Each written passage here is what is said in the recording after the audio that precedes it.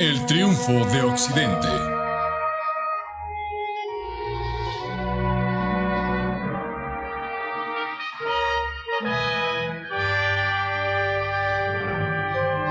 Una mirada a la historia mundial. Por John Roberts.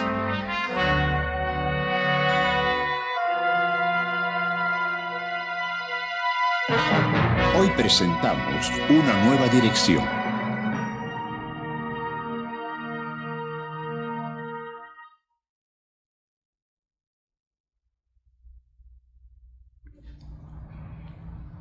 Se dice que ha habido un palacio real en Westminster por casi 1000 años. El Parlamento se ha reunido aquí durante los últimos 4 siglos. Pero en 1832 el edificio donde se reunía fue destruido por las llamas. Hubo un concurso para el nuevo diseño y este fue el ganador. Un gran palacio gótico, cuyos arquitectos se inspiraron por la visión de un pasado medieval. En la Segunda Guerra Mundial, Westminster fue bombardeado. Una vez más, decidieron reconstruir la Cámara de los Comunes al estilo antiguo. Esa no fue solo una elección estética. Los MPS querían mantener el estilo de los antiguos debates frente a frente, pero además de eso, veían hacia el pasado por otra razón. Los MPS de los 40, como los victorianos, querían reconstruir la Cámara de los Comunes para que contara un relato como muchos edificios lo hacen. Es un relato al que los británicos estaban muy apegados. Nuestros rituales y ceremonias relatan la misma historia. Dicen algo acerca del pasado, le dan significado. Y así tienen su efecto en las ocasiones de gran estado y en los edificios históricos donde se llevan a cabo. Incorporan mitos, resumen la historia. Esos mitos nos ayudan a comportarnos políticamente de cierta forma.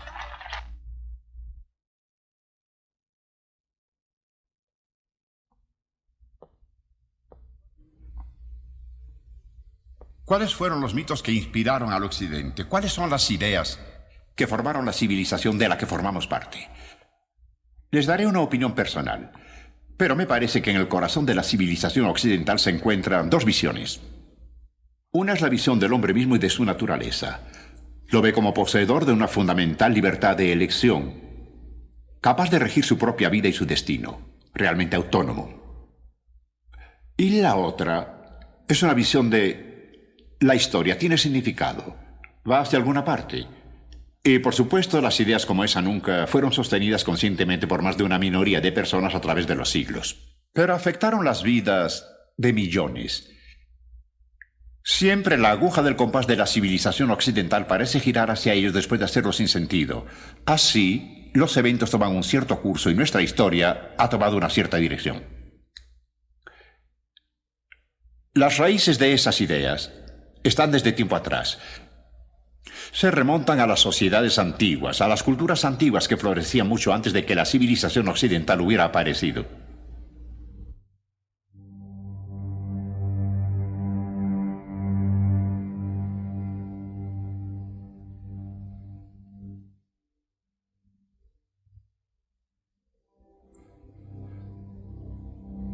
Mucho antes, en tiempos casi inmemoriales, están los orígenes de las leyendas y los recuerdos clásicos de la antigua Grecia. Alrededor de sus raíces se agrupa el misterio, la superstición, el temor, la violencia, fuerzas oscuras que los griegos nunca eliminaron de su vida. Las leyendas griegas se mezclan con la historia, y eso también fue bañado en sangre, acentuado por la brutalidad, saturado de amarga competencia.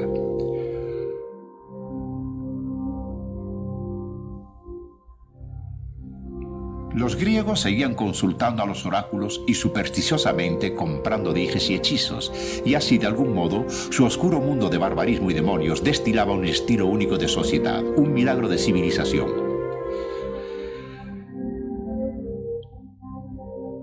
400 o 500 años antes de Cristo, hubo hombres en la antigua Grecia que respetaban el intelecto racional y el poder de la razón humana como nunca antes habían sido respetados.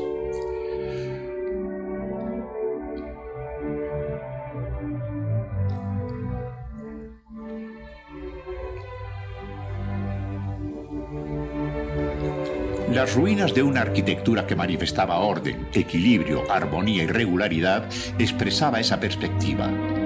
Y en una forma diferente también lo hace la escultura griega, idealizaba el cuerpo humano.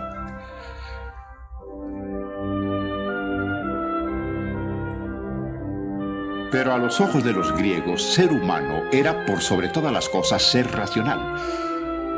Les enseñaban a los hombres a medirse contra los dioses, y esa idea le dio a la humanidad misma una nueva condición.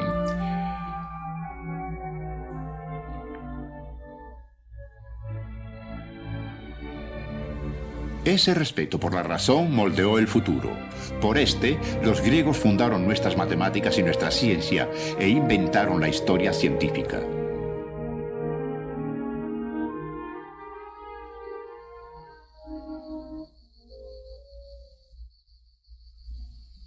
El mundo griego estaba agrupado alrededor del Egeo. Era un mundo de islas y pequeños pueblos rodeados de montañas y valles.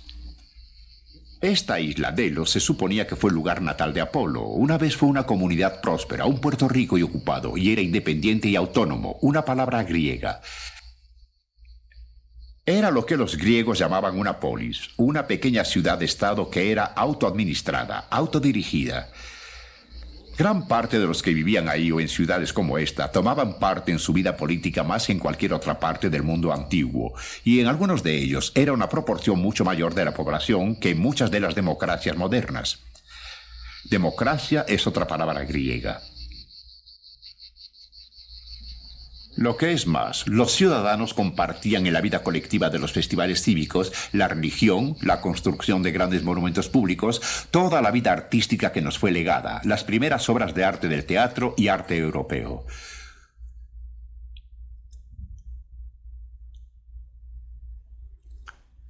Pero los griegos eran ferozmente competitivos. Los premios del éxito político pueden haber sido enormes, pero también lo fue el precio del fracaso, el exilio o incluso la muerte.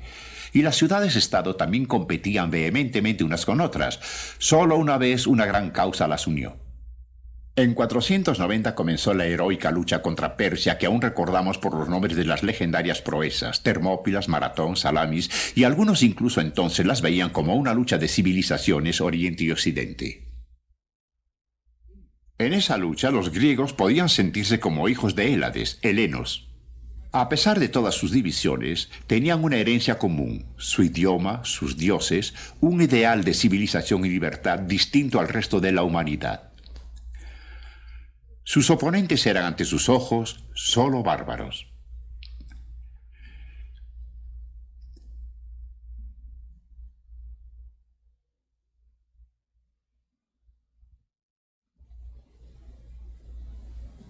Ese sentido de identidad ayudó a hacer vivir a algunas ciudades griegas, a hacerlas creativas como ninguna otra había existido hasta entonces.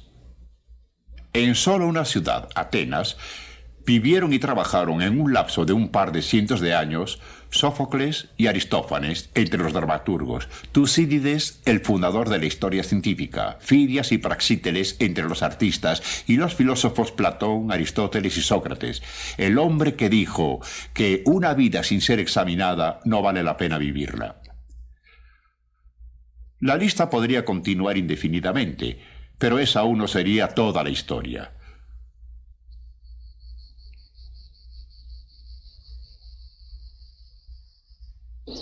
Lo que los griegos dejaron atrás fue mucho más que una lista de cosas que ha podido llegar hasta nosotros. Por una parte, esa lista está incompleta. No tenemos muchas de las tragedias que se presentaron en los grandes festivales civiles. Solo tenemos unas cuantas construcciones y esas en su mayoría en ruinas o dañadas. Todo el logro de la civilización griega fue mucho mayor que la suma de sus partes. Eso explica por qué las personas hacen sus elecciones de la importancia que éstas tienen. Para mí, las cosas importantes fueron el respeto de los griegos por la razón y su creencia en la posibilidad de autonomía de los individuos en su vida libre autodirigida. Ideas nuevas no las habían tomado de las grandes civilizaciones de Egipto y Mesopotamia. Por supuesto, en la práctica no siempre resultaban bien. Sin embargo, es una selección del pasado, y no el pasado por completo, lo que de hecho da forma al futuro. Y ellos le dieron forma al futuro. Durante siglos los europeos recordaban a Grecia y buscaban en ella la comprensión de su presente, de sus propias circunstancias, de sus problemas. El verdadero milagro griego es que a menudo encontraban la ayuda que necesitaban. Tal vez no es sorprendente, los griegos realmente inventaron la idea de la excelencia humana. Establecieron una norma de lo que los hombres podían hacer en esta vida que nunca había sido sobrepasado. Por eso es que los pueblos aún los recuerdan cuando quieren saber lo que la civilización puede ser realmente.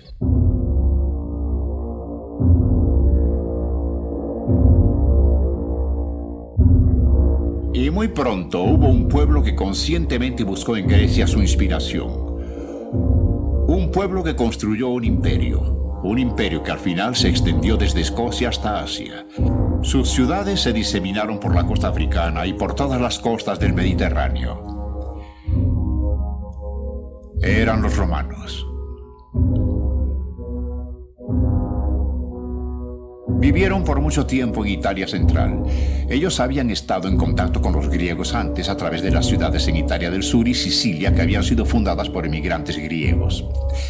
Aquellas colonias griegas fueron conquistadas por la joven República Romana y después los romanos continuaron. Primero, para superar a la misma Grecia y después al mundo de civilizaciones griegas posteriores que en Siria, en Egipto y en el mundo se formaron con las campañas de Alejandro el Grande a principios del siglo III a.C.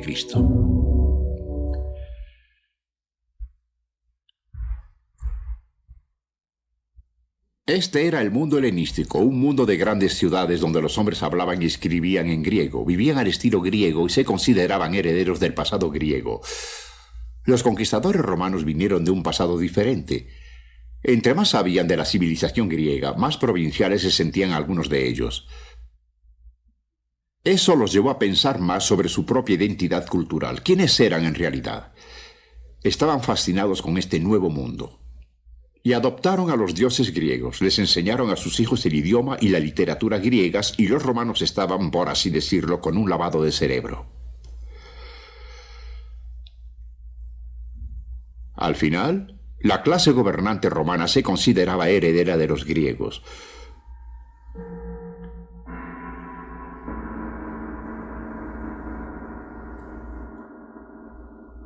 Construyeron sus ciudades en las líneas griegas, con baños, teatros, foros, y en Roma misma edificaron templos que imitaban a los griegos que aún podemos ver.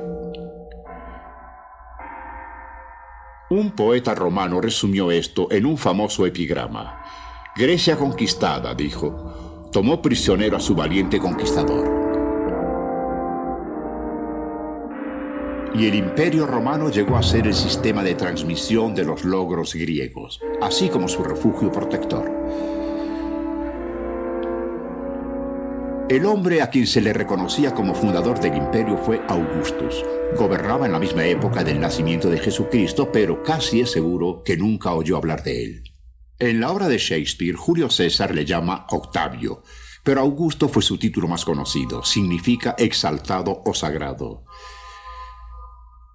El mismo Augusto nunca reclamó ser más que el primer ciudadano de la República, pero logró la paz después de tiempos problemáticos y fundó una dinastía que regiría al Imperio Romano durante sus siguientes 4 generaciones.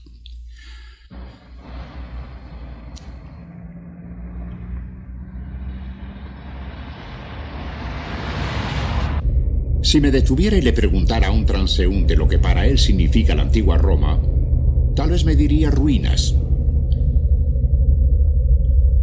Literalmente dominan nuestro concepto del imperio. Ahí están por todo el norte de África, el Medio Oriente, Europa Occidental, los Balcanes y por supuesto en la misma ciudad imperial. Con razón, cuando los pueblos miraban de nuevo esas ruinas en la Edad Media, pensaban que eran tan extraordinarias que debían haber sido hechas por poderes sobrehumanos. Decían, deben haber sido hechas por gigantes o magos. Por ejemplo, el sistema de carreteras. Este camino, la Vía Apia como le llaman, el gran camino consular que conducía a Roma hacia el sur, a los puertos sureños de Brindisi y Taranto. A lo largo de ahí las familias romanas construyeron sus tumbas. Era un camino que comenzaron a construir 250 años antes de Cristo. Julio César cooperó con su dinero para repararlo. Y aún hay algunos hoyos romanos.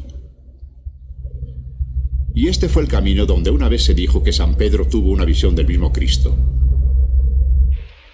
Pero esta era solo una de todo un sistema de caminos que unía a todo el Imperio Romano en una sola red para que una legión pudiera marchar desde Nueva Castilla por el río hasta Jordania.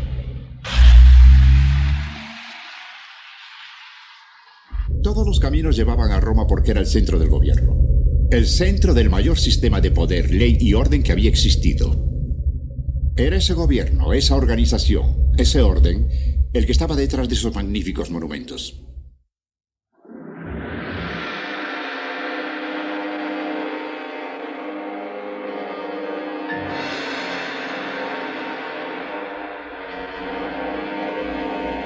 Fue un gran logro. Pero no era el gobierno como lo conocemos ahora. No había la maquinaria para ello. Pero los romanos podían cobrar sus impuestos y mantener el orden, y lo hacían entre muchos pueblos diferentes. El gobierno imperial era una cosa muy impresionante.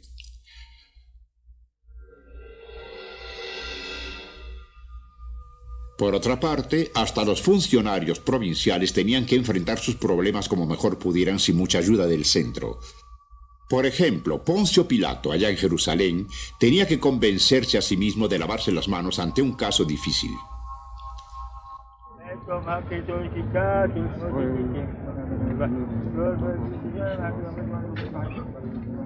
La otra gran influencia antigua en la formación de nuestra civilización es la de los judíos.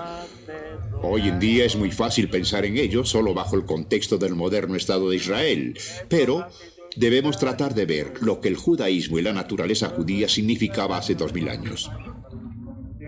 En ese entonces los judíos solo eran uno de los pueblos sujetos a los romanos y estaban diseminados por todo el imperio. Básicamente los romanos respetaban las costumbres y las creencias tan diferentes de sus súbditos mientras mantuvieran la ley. Y los judíos tenían una medida de autogobierno. Podían adorar a quien quisieran y seguir todas las costumbres especiales que los distinguían, como la circuncisión y las reglas especiales de sus dietas. El centro de su culto estaba aquí, en Jerusalén, una vez el sitio del Templo de Salomón, la ciudad sagrada. Las costumbres y rituales de los judíos los hicieron exclusivos, al igual que su creencia de que ellos, los hijos de Israel, eran un pueblo escogido destinado para la salvación. Solo unos cuantos no judíos, atraídos por la promesa de la salvación, estaban dispuestos a aceptar las prácticas judías.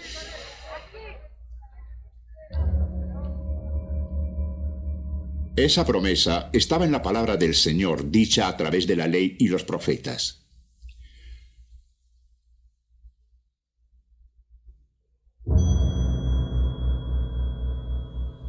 Los pergaminos que llevan esa palabra aún están en el corazón de la práctica de la sinagoga.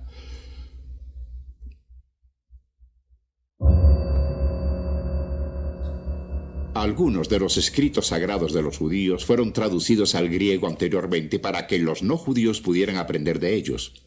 El judaísmo era una religión del libro. Un libro que fue legado al cristianismo como el Viejo Testamento.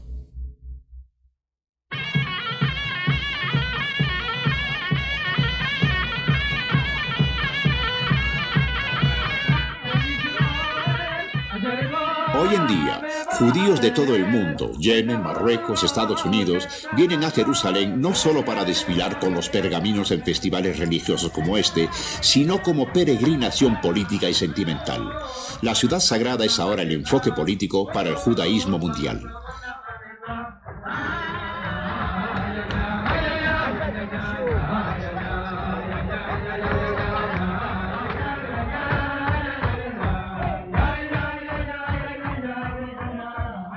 Pero hace casi 2000 años era un lugar donde unos cuantos judíos palestinos cambiaron el curso de la historia.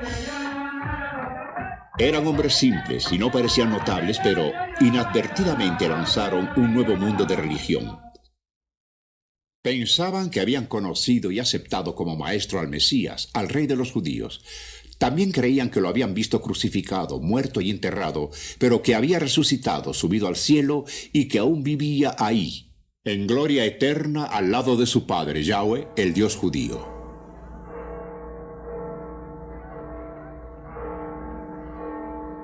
Lo que es más, también creían que si ellos seguían sus enseñanzas, vencerían a la muerte. Millones de hombres vendrían a compartir esas creencias, generarían un enorme poder moral, elaborarían la teología y esas creencias de que ciertas cosas habían pasado me parecen el corazón del cristianismo. Sin ellas nunca hubiera podido convertirse en una gran religión histórica. Esas ideas no pueden comprenderse separadas de la tradición judía.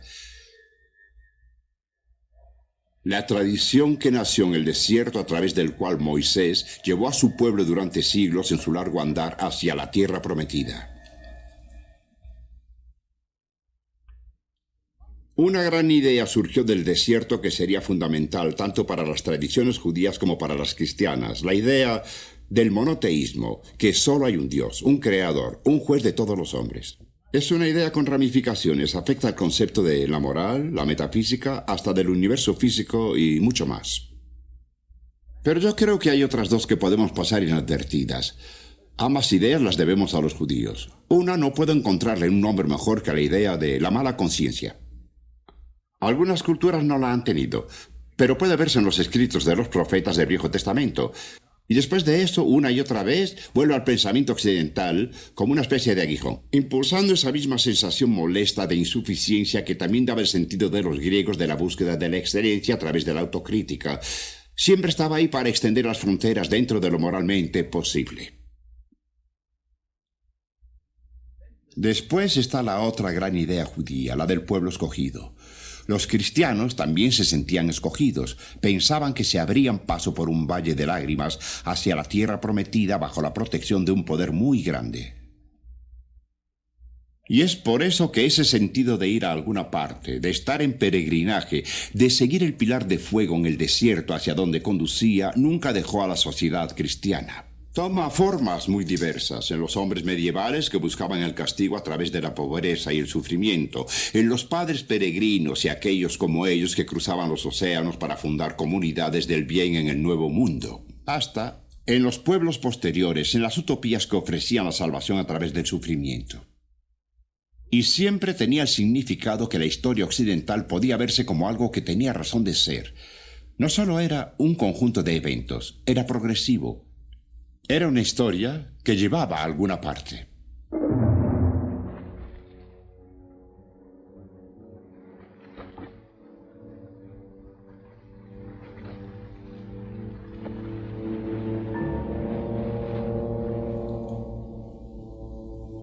Sin embargo, la cristiandad llegó a un mundo lleno de personas que se sentían perdidas, sin dirección. Era un mundo en busca de salvadores. Esto lo demuestra la abundancia de cultos extraños y religiones misteriosas que se extendieron desde el Oriente hasta el Mediterráneo, cultos como los de Artemisa, Isis y Mitras.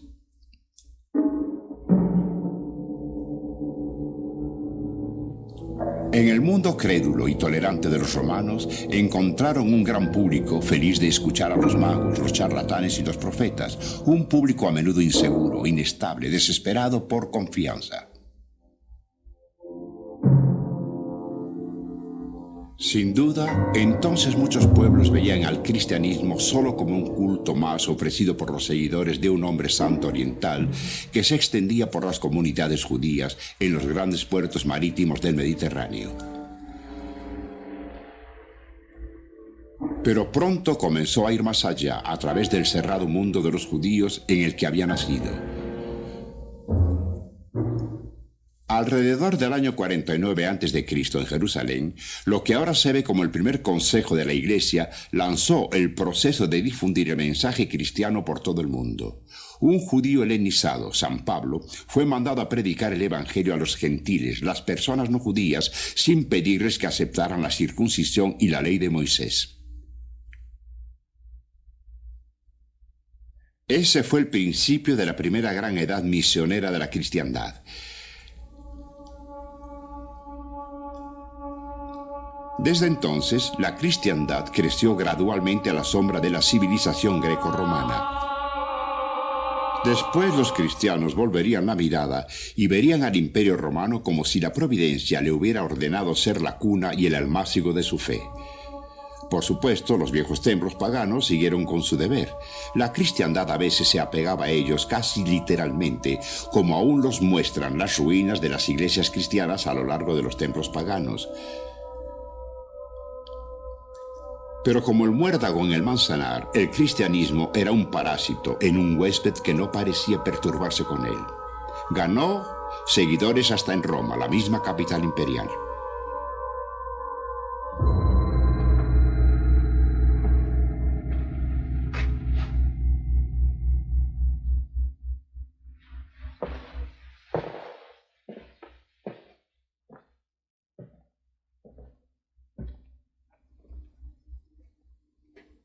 La gente pensaba que las famosas catacumbas de Roma eran refugios donde los primeros cristianos se escondían de la persecución. Pero la mayor parte del tiempo el emperador dejó en paz a los cristianos. Las catacumbas no eran escondites, eran cementerios. Lo que marcan es un relato de éxito, el rápido crecimiento de la comunidad cristiana en Roma, pues tienen kilómetros a 16 o 18 metros de profundidad, con miles de lugares para entierros.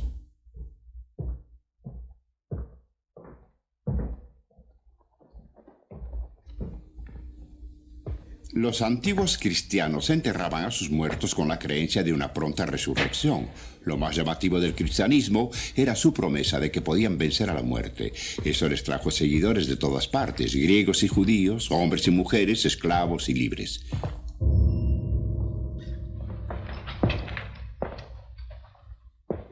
Y mientras eso sucedía, otras ideas más filosóficas comenzaron a surgir para influir en la nueva religión. En especial en las grandes ciudades, incluso aquí en Roma. Sobre todo de fuentes griegas comenzó a formarse una nueva luz. Lentamente se formaron lazos entre el cristianismo y la sociedad en la que se abría camino. Cada vez más, las creencias cristianas comenzaron a ser distintas de sus raíces judías.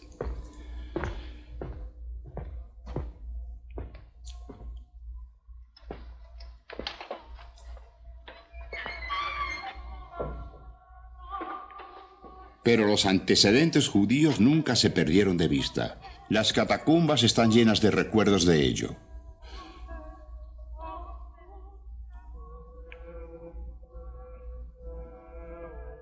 La Eucaristía o Santa Comunión, el sacramento cristiano central, es evocada por pinturas de la última cena que Jesús hizo con sus discípulos, que por mucho tiempo se creyó que era la Pascua de los judíos. Escondidas en rincones oscuros se encuentran las pinturas sobre pasajes del Viejo Testamento.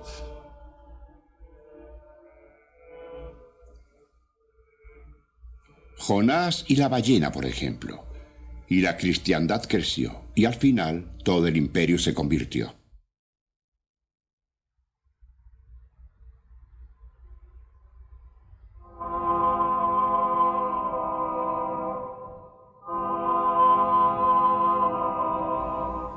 Pero la conversión del Imperio Romano fue trascendental para determinar el futuro de toda una civilización.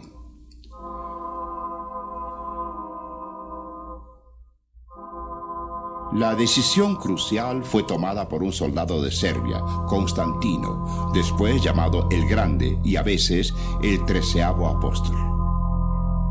En el año 306, en York, fue escogido como emperador por el ejército. Le llevó 20 años tratar con sus rivales y tener un dominio real sobre el imperio.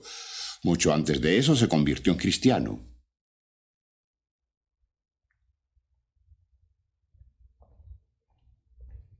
¿Por qué se convirtió a la nueva fe? No lo sabemos con certeza, pero sí sabemos que en el año 312, antes de una batalla, tuvo una visión en un sueño que lo llevó a ordenar a sus soldados que pusieran un símbolo cristiano en sus escudos para el próximo día. Le iba a dar una oportunidad al Dios cristiano. Parece que funcionó, ganó. Después de eso comenzó a favorecer y proteger a los cristianos, apoyando a sus iglesias y al clero. Después de unos cuantos años, el símbolo pagano del dios Sol desapareció de sus monedas. Un monograma cristiano lo reemplazó.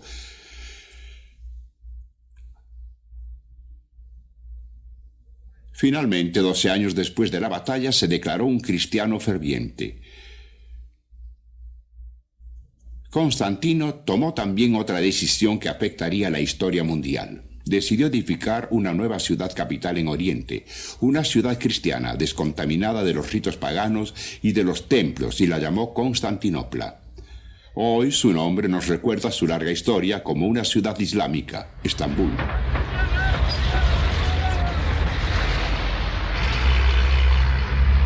Existían buenas razones para edificar una nueva capital en la parte oriental del Imperio Romano. El Imperio de Constantino ya era demasiado grande para ser dirigido desde Roma como una sola unidad. Diocleciano, un emperador anterior, ya había dividido con un coemperador. Uno gobernaba el oriente, el otro el occidente.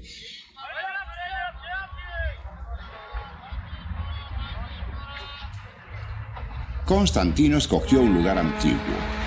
Una vieja ciudad griega, Bizancio, que había estado ahí a orillas del Bósforo.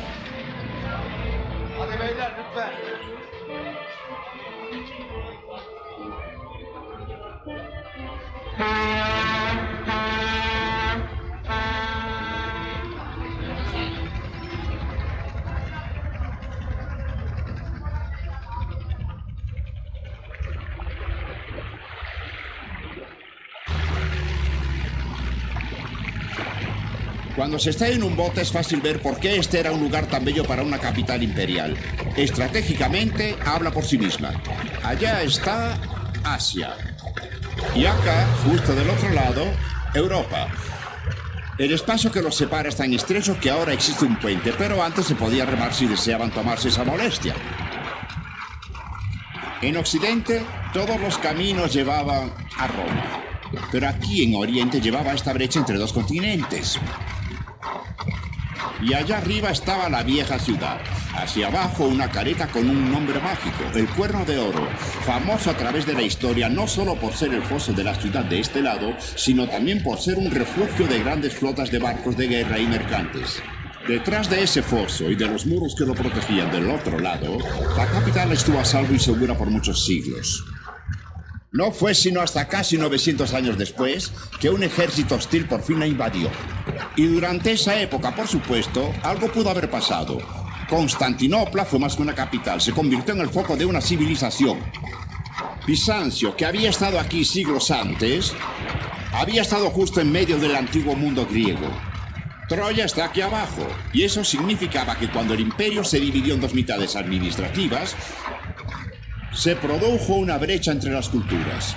Constantinopla, que se volvió el centro del oriente griego, y Roma, del occidente latino.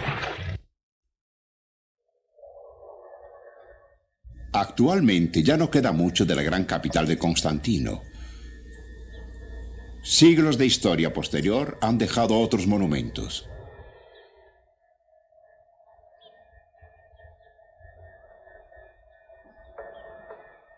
Desgraciadamente, gran parte de la ciudad romana ha sido destruida. Se han construido casas en las brechas de los muros romanos. Gracias a la decisión de Constantino, esta sería una encrucijada de la historia hasta nuestro propio siglo. Sin embargo, la huella más profunda de Constantino en la historia fue hecha por su conversión. Porque aceptó el cristianismo, la Iglesia sería el legado del Imperio Romano. En los tormentosos siglos venideros se le relacionaría con el lujo imperial y el prestigio de un maravilloso pasado, y ese lazo sería indisoluble. La Iglesia y el Imperio se volvieron socios, y la Iglesia utilizaría las ventajas que eso le otorgaba.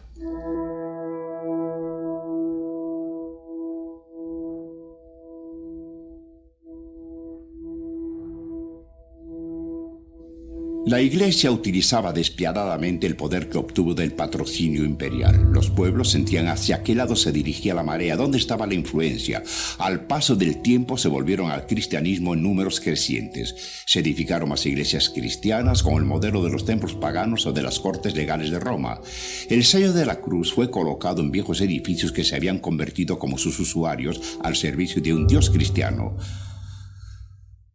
Aquí en Éfeso, en el antiguo centro de culto de la diosa Diana, se colocaron estatuas de los evangelistas, además de las de los emperadores que estaban en la ruta del puerto. Ahora parece extraño que los cristianos con frecuencia se hayan sentido inseguros sobre su futuro, temerosos e intranquilos. A menudo se veían como una imagen derivada de su pasado judío, como un remanso salvador escogido para sobrevivir la tempestad, navegando sobre las penas e infortunios de esta vida en el arca de Noé que la Iglesia les proporcionaba.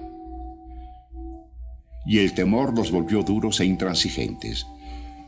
Después de todo, aún creían en los demonios y en la magia. Se movían en un mundo donde pensaban la herejía o el paganismo podría confinarlos a una tortura eterna en las llamas del infierno. Eso, creían, justificaba su crueldad con sus rivales. Los antiguos cristianos a menudo deben haberle parecido al romano educado muy desagradables y poco civilizados, pero algunos de ellos fueron heroicos y cambiaron la historia del mundo. Cuando a fines del siglo V un emperador cristiano expulsó a los últimos maestros paganos de Atenas, el mundo antiguo de los griegos y romanos estaba intelectualmente hablando acabado.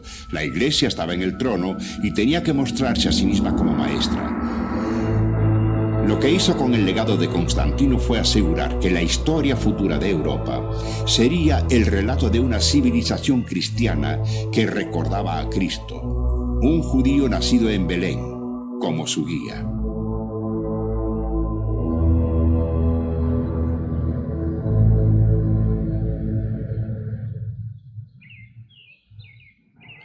Aquellas ideas cristianas que habían sido protegidas por el Imperio Romano y que tomarían el poder, no solo eran monedas filosóficas que ayudaban a hombres y mujeres a comprender el mundo o pensar que lo hacían. También iban a conducir y a llevar a los hombres a actuar para cambiarlas. Eran parte de las fuerzas revolucionarias en toda la historia. Pero por mucho tiempo ni siquiera parecía que hubieran sido eso. En los siglos IV y V el Imperio Romano se desmoronaba en Occidente. Los reinos bárbaros reemplazaban a las viejas provincias. La misma ciudad imperial había sido saqueada. Si Roma puede perecer, dijo un cristiano, ¿qué puede sobrevivir? Y muchos estuvieron de acuerdo. Y trataron de dar la espalda al mundo, de retirarse a una vida privada y de concentrarse para preparar sus almas para el juicio final y para la eternidad. Pero incluso en ese momento, la Iglesia misma, casi sin saberlo, se convertiría en el vehículo por medio del cual gran parte del pasado se transmitiría al futuro. Esto traería cambios, crearía una civilización muy diferente de la otra, activa, luchadora y sobre todo autocrítica. Una civilización que cambió al mundo. Tomemos como ejemplo el concepto del individuo, de un hombre, de una mujer como una criatura muy merecedora, de infinito valor y poder de la autodirección, con la responsabilidad para elegir en sus propias vidas el bien o el mal. Esas ideas que aún tienen en el mundo actual un inmenso poder para interponerse en las sociedades cerradas y en los regímenes autoritarios. Y a veces las ideas del pasado que surgen de lugares inesperados o paradójicos. Como unos 1800 años después de Cristo y más de 2000 años después de Sócrates, un alemán dijo que el propósito de los filósofos no era comprender al mundo, sino cambiarlo. Su nombre era Karl Marx.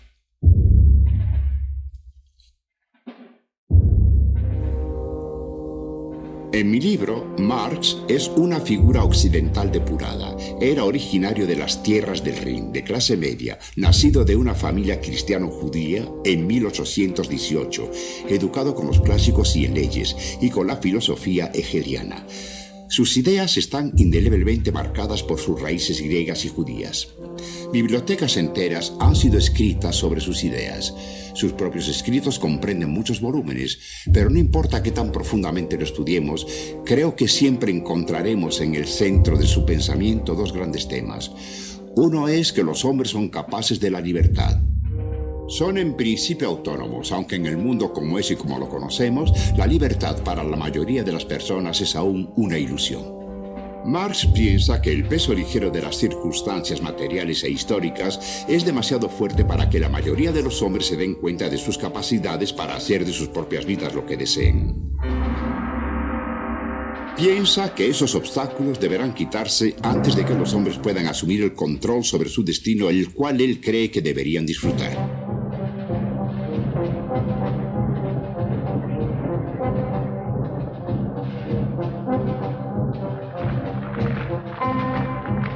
El segundo tema es que la historia está del lado de la libertad, va hacia alguna parte. Inexorable e inevitablemente, aunque Marx no es muy claro sobre cómo exactamente, se mueve, nos dice, hacia la liberación de la humanidad. Una liberación independiente del deseo humano, pero si los hombres se unen a esa marcha, dice Marx, pueden identificarse a sí mismos con la historia. Y así pueden escapar del reino de la necesidad. En efecto, Marx cree en Dios, pero prefiere llamarlo historia.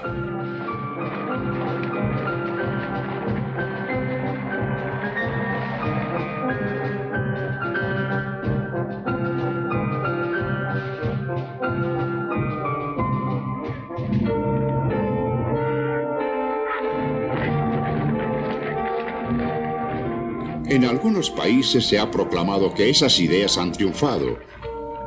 Si lo han hecho, ha sido como una fe, como una religión, como un poder que mueve a los hombres, y no, como Marx esperaba, como un sistema científico.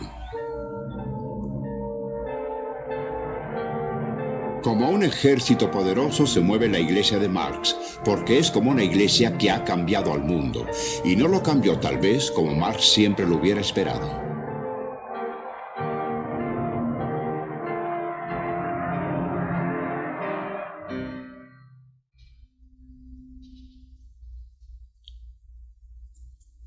Marx comenzó a pensar sobre la sociedad y la historia cuando era estudiante, continuó como un periodista radical y terminó en un exilio autoimpuesto en la sala de lectura del Museo Británico, ahora llamada Biblioteca Británica. Aquí encontraba la estadística, los anuarios y los informes que necesitaba.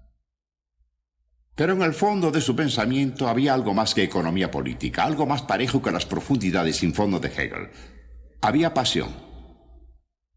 Cuando Marx denuncia a una sociedad cruel, hipócrita hacia los que la usaban, nos parece como un profeta del Viejo Testamento.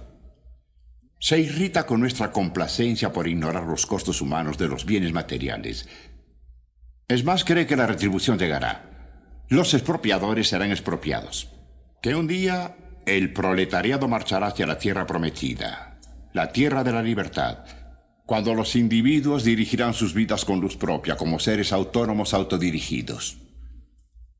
Los mitos del marxismo, de hecho, se convierten como aquellos de la cristiandad en autocríticos, activos y porfiados. Y al igual que los mitos del cristianismo tampoco pueden desecharse simplemente con el hecho de que cientos de veces han sido terriblemente pervertidos, distorsionados y violados.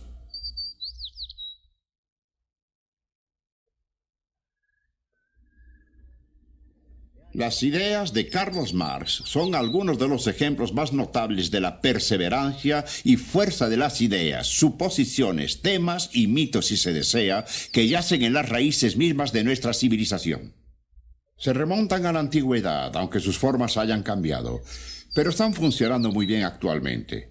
Cómo pasó, cómo llegaron hasta nosotros a través del cristianismo es otra historia, pero piensen en solo una de las muchas paradojas que produce. Por décadas, los hombres negros, mulatos y amarillos en Asia y África lucharon por acabar con los grilletes del imperialismo. Y al hacerlo, apelaban a los principios del pensamiento marxista con el nombre del mismo Marx como un talismán. El hacer eso, el usar ese lenguaje, era en sí mismo un testimonio a la deuda que tenían, a la cultura a la que se resistían. Esto nos hace pensar en el viejo poeta romano y en su línea sobre la cautiva Grecia que tomó cautivo a su valiente conquistador.